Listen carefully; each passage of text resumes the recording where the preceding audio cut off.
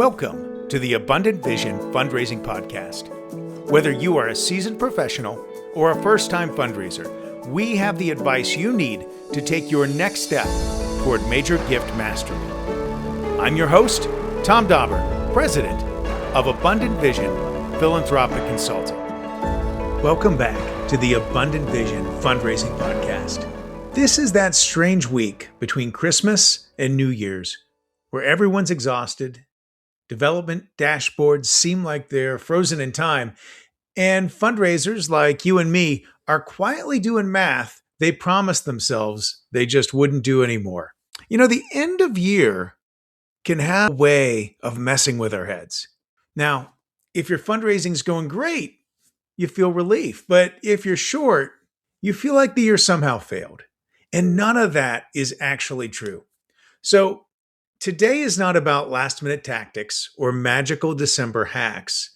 This episode is about how to end the calendar year like a professional, with your integrity intact and your relationships stronger than they were 12 months ago. It's so important that you remember, December does not define your worth as a fundraiser. It reveals how you've been showing up all year. And if we're honest about that, we can end the year on a genuinely positive note, regardless of where that number lands. Let's talk a bit about how that looks like. The first thing, I want to redefine what winning looks like in December. Yeah, we do want to hit our fundraising goals.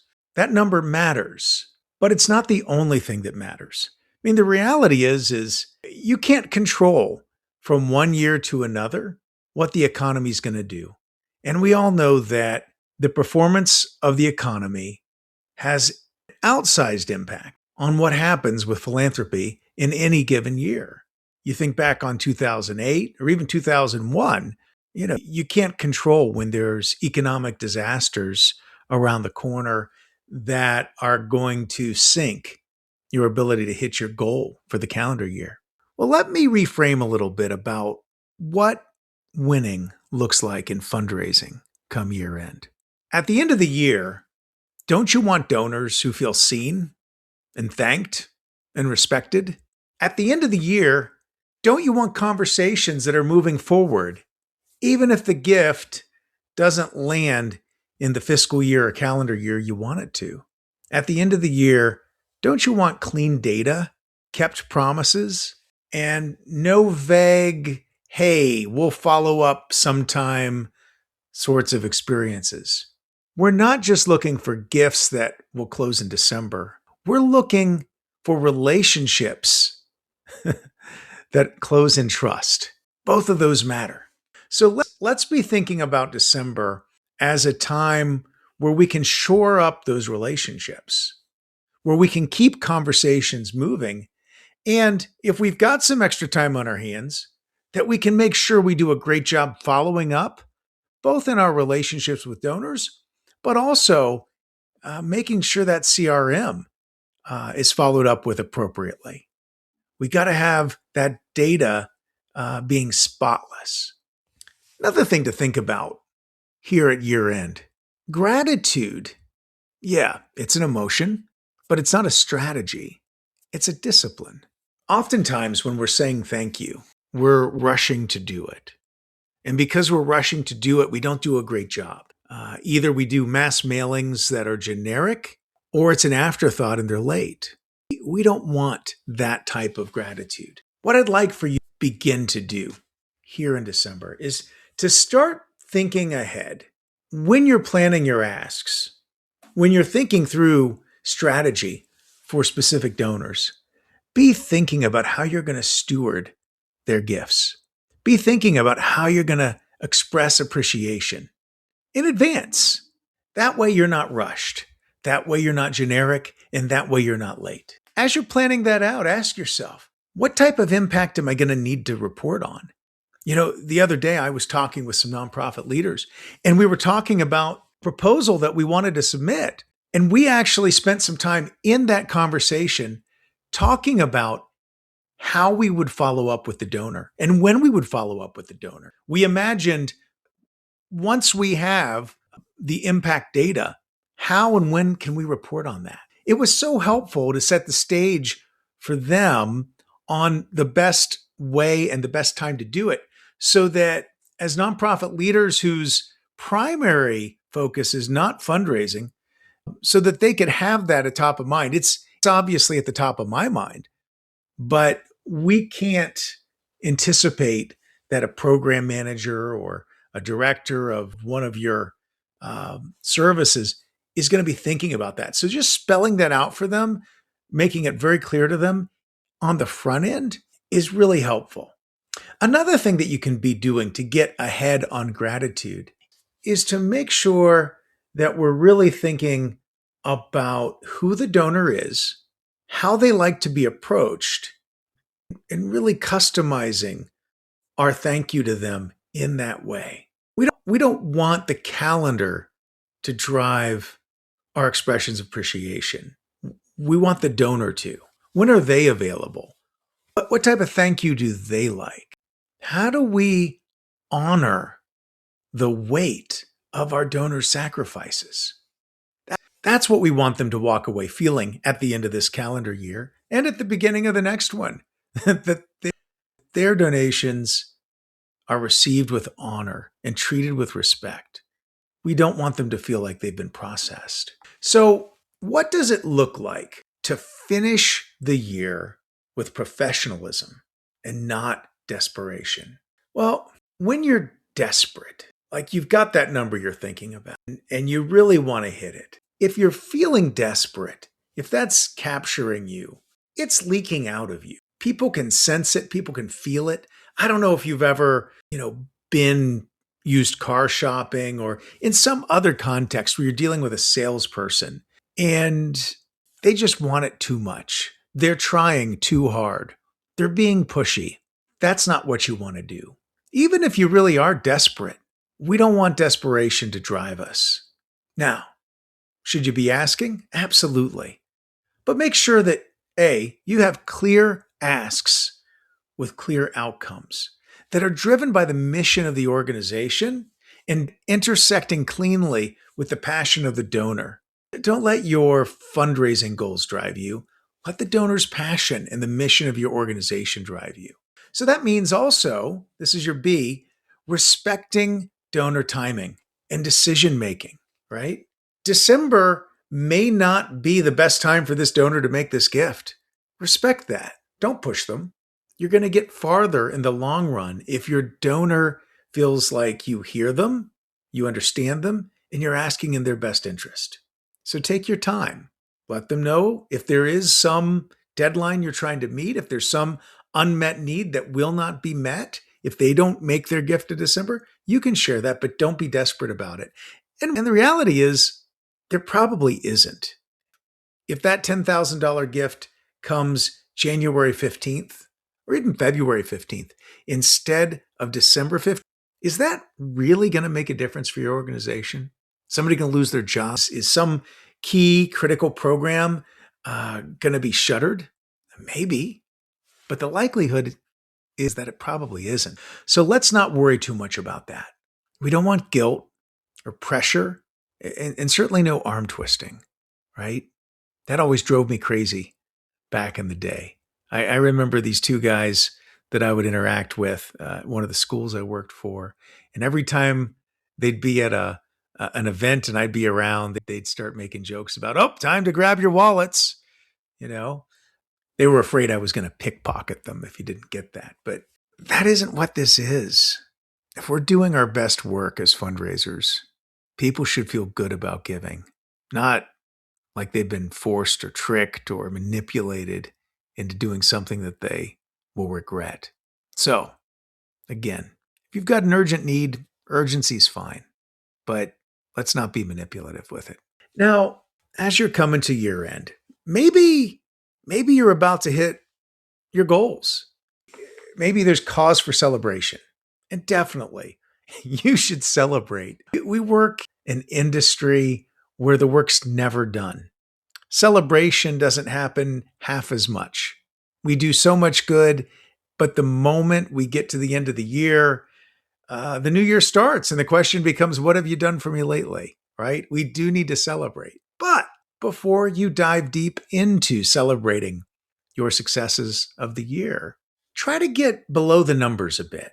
What I mean is that the numbers are great, but numbers only come consistently when the quality of your work is a certain way. So take some time to reflect on which relationships deepened this year in your organization and why. And this doesn't have to be your donors. This could be maybe an important relationship with your CFO or one of your programmatic staff that has helped advance your work. Ask yourself which donors have moved away from the organization. And why is that? Is there something you could have done differently? Or was this just the inevitable attrition that happens in all nonprofits? Also ask yourself some hard questions. Were there times this year you avoided hard conversations when you needed to press into them? And were there times where fear, scarcity mindset shaped your behavior instead of strategy and an abundant vision for what could be? I'm not asking you to beat yourself up, but if you want to be a great leader in the nonprofit space, you've got to ask yourself hard questions. How can you become better? How can next year be a more successful year than this year? That only happens by asking tough questions. Now, December's a lot of work, as is October and November if you're doing it right. And so with that last quarter of the year being so focused in on reaching that year-end goal, a lot of us kind of limp into January. We're tired, maybe even disorganized a bit. So let's do ourselves a favor in December. Let's make a Christmas present for our future selves who'll be working here in January. So lean in to closing the loop on promises that you've made in December. Don't leave those for the new year. When you're thinking about things that you're going to need to do in January, maybe meetings, even donor meetings, get them scheduled now if you can. Reach out to the person, set the meeting. Don't wait till January. You're going to be tired in January. You'll probably be focused on planning for the year in January. Get those things scheduled now. That way you've got a little bit more room to breathe next month. And take a look at that CRM. Where's data missing? Where is data wrong? What stuff do you have floating around in your head that needs to go into the CRM so that the next person who follows you will benefit from your knowledge? Get these things done now in December, especially in the moments where things are slow. Because the truth is, yeah, there are busy moments in December, but they're kind of punctuated, at least in my experience. You'll have these moments where you're trying to get something closed, but in between, there's always a little space, it seems like. All your colleagues are on vacation, offices are closed, you're still working because you're a fundraiser. That's what we do. So take those moments to try and make that CRM a little bit better so your next fiscal year, your next calendar year goes better than this one. Most of all, though, take some time in these closing moments of 2025 or whatever calendar year you happen to be listening to this message in, and remember why your work matters. The busyness of year end can shrink fundraising into nothing but transactions. That's not going to keep you motivated for the long run. That's not going to make the difficulties of fundraising worth it. You need to go back to the first principles of fundraising. Our job is to invite people into meaning, into purpose. It's to connect people and their resources with real outcomes that make a difference. Our work is to help people experience joy at a level they've never experienced before, if we can.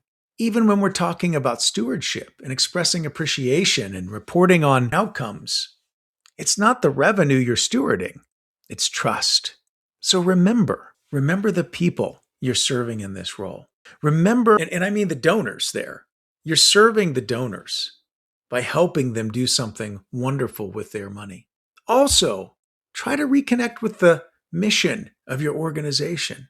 That's really, I hope, why you're doing what you're doing. Take some time to look back on the year. As you're thinking about stewardship, look deeply on those numbers. Reflect on the stories of impact that you've probably shared, and remind yourself that you are an important part of the difference that was made this year. The time that you spent made a meaningful difference in the lives of your beneficiaries. That's great. Feel good about that. You've moved the organization forward. You've built bridges and brought people closer together to your organization. Take some time to feel good about that and let the celebration begin.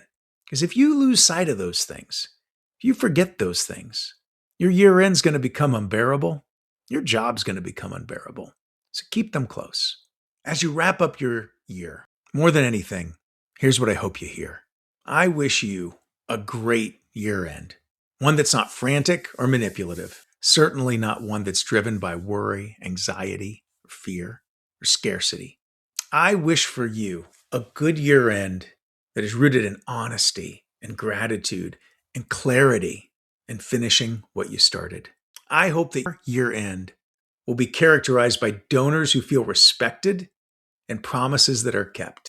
And I hope that you leave next January, this coming January, better than you found it. If you raised more money than you expected this year, be grateful and stay humble.